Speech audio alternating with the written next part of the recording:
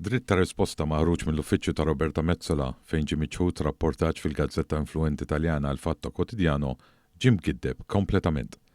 Il-Gazzetta nhar it-tlieta li għadda żvelat kif 133 miljun euro tqasmu lill-midja fl-Unjoni Ewropea fl-istess sena tal-elezzjonijiet tal-Parlament Ewropew. Waqt li fil-ħarġa tagħha tal-ħamis ippubblikat it-tweġiba tal-President tal-Parlament Ewropew fejn ingħad li ċifra minfuħa u attribwita lill-istess Mezzola b'erq, il-Gazzetta Taljana gidbet dan kollu u konfermat minn ġdid ir-rapport oriġinali tagħha.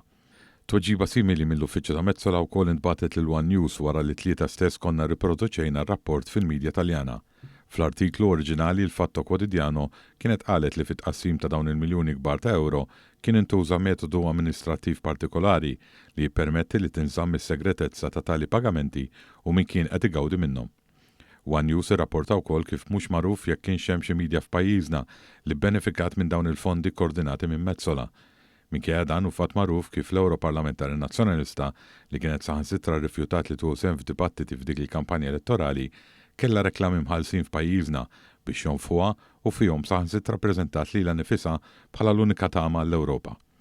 Il-ġurnal Taljan kompla l dan imbarazzanti meta jitqies il-gazzetti u l-midja suppost għandhom jaraw kif l-istituzzjonijiet pubbliċi tal-Unjoni Ewropea jonfqu l-flus taċ-ċittadini li jikkontribwixxu permezz tat-taxxi u mhux jiġu finanzjati minnhom stess. Issa f'nota editorjali annessa ma' tweġiba tal-Uffiċċju ta' Mezzola, il-Gazzetta Taljana qalet li dak li ngħat mill-President tal-Parlament Ewropew mgiddeb minn provi dokumentati. Dawn jinkludu emails bejn Gazzetta u l-Uffiċċju ta' Mezzola li nbagħtu bejn April u Novembru tas-sena l-oħra lil kellim tagħha u l-Segretarju Ġenerali tal-Parlament Ewropew magħżul minnha stess, Alessandro Chiocchetti fost l-oħrajn.